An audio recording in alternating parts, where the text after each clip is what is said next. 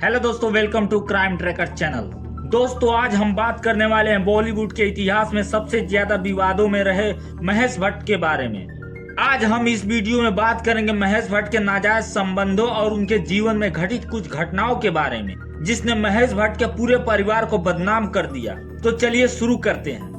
दोस्तों, महेश भट्ट का जन्म 20 सितंबर 1948 को मुंबई में हुआ था।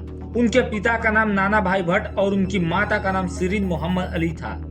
दोस्तों, महेश भट्ट के पिता एक गुजराती हिंदू नागर ब्राह्मण थे, वहीं उनकी माता एक गुजराती मुस्लिम थी। हालांकि मैं आपको एक बात बता दूं, महेश भट्ट के पिता और उनकी माता ने कभी भी शादी नहीं की थी। यह सच खुद महेश भट्ट ने मीडिया को बताया था। उनके माता पिता लिव एंड रिलेशनशिप में हमेशा रहे। आप इस बात से अंदाजा लगाइए, जिस पेड़ का जड़ ही खराब हो तो उस पेड़ से निकलने वाला फल कैसा होगा। महेश भट्ट ने एक मीडिया इंटरव्यू में बताया कि उनके पिता नाना भाई भट्ट का यह मानना था कि विवाह बस एक ढोंग है। हालांकि दोस्तों, आप इन जैसे घटिया लोगों से उम्मीद भी क्या कर सकते हैं। फिल्म के नाम पर अश्लीलता परोसना इनको विरासत में मिली है। खैर छोड़िए, मुद्दे पर आते हैं। जब महेश भट्ट अपनी पढ़ाई Don Bosco high school Mumbai के माटुंगा से कर रहे थे, उसी दौरान उनकी मुलाकात लॉरेन ब्राइट नाम की लड़की से हुई। उस वक्त महेश 20 साल के रहे होंगे। कुछ सालों तक यह प्रेम प्रसंग चलता रहा। फिर अचानक लॉरेन ब्राइट और महेश भट्ट ने शादी कर ली। हालांकि महेश भट्ट ने लॉरेन ब्राइट का नाम बदलकर किरण भट्ट रख दिया। कुछ सालों के बाद किरण और महेश भट्ट को 2 बच्चे भी हुए, पूजा और राहुल भट्ट। मेरे ख्याल से बहुत से लोग राहुल भट्ट को नहीं जानते होंगे, लेकिन पूजा भट्ट को कौन नहीं जानता है, जिसने बाप और बेटी के रिश्तों को तार तार करने में कोई कसर नहीं छोड़ी। दोस्तों, बात 1970 की है, जब महेश भट्ट परवीन बॉबी के साथ लिव एंड रिलेशनशिप में रहने लगे। महेश इस कदर परवीन बॉबी को चाहने लगे कि उन्होंने अपनी पत्नी किरण और बच्चों तक को छोड़ दिया। हालांकि एक दिन जब महेश भट्ट को परवीन बॉबी का यह सच पता चला कि परवीन बॉबी को सिजोफ्रेनिया नाम की बीमारी है, तो धीरे धीरे महेश भट्ट परवीन बॉबी से दूरियां बनाने लगे। और एक समय ऐसा आया कि उन्होंने परवीन बॉबी को पूरी तरह दरकिनार कर दिया और फिर अपने बीवी बच्चों के पास वापस चले आए। दोस्तों, किरण और महेश भट्ट फिर एक हो गए थे।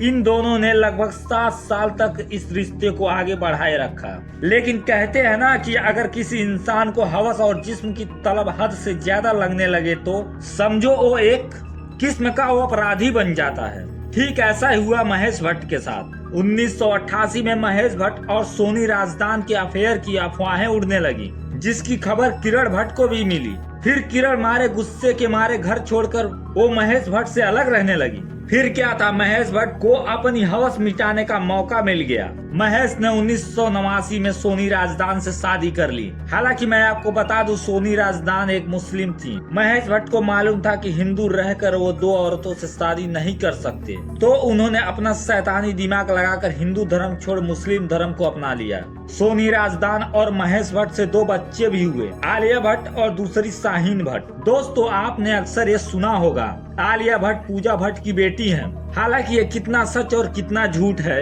ये लिप लॉक किस से पता चलता है। और महेश भट्ट के उस बयान से भी, जब उन्होंने मीडिया से कहा था कि पूजा अगर मेरी बेटी ना होती तो मैं पूजा से शादी कर लेता। यकीनन हिंदुस्तान का कोई बाप ऐसा नहीं बोल सकता जिस तरह ये तवाइफों के घर के चिराग महेश भट्ट ने बोला था। महेश भट्ट यही नहीं रुके, उनके नाजायज संबंधों की लिस्ट इतनी लंबी है जितनी उन्होंने जीवन में सफल फिल्में नहीं बनाई होगी। आपने कंगना रनावत के बारे में सुना ही होगा, वो भी महेश भट्ट के हवस का शिकार हो गई थी। ऐसे ही जिया खान, रिया चक्रवर्ती भी महेश भट्ट के हवस का शिकार हो गई। इन्हीं सब विवादों में सुशांत सिंह मौत का जिम्मेदार कहीं ना कहीं महेश भट्ट भी है, क्योंकि इसी ने रिया चक्रवर्ती को बहला फुसलाकर सुशांत और रिया के बीच विवादों को जन्म देने का काम किया था। दोस्तों, महेश भट्ट के बारे में आप और हम वही चीजें जानते हैं जो इंटरनेट पर मौजूद हैं, लेकिन मेरा दिल और हमारे देश की जनता ये अच्छी तरह जानती है, महेश भट्ट एक बहुत बड़ा बेहसी दरिंदा है, जिसने ना जाने कितने लड़कियों को फिल्मों में काम देने के बहाने उनके साथ शारीरिक संबंध बनाए। फर्क बस इतना है कि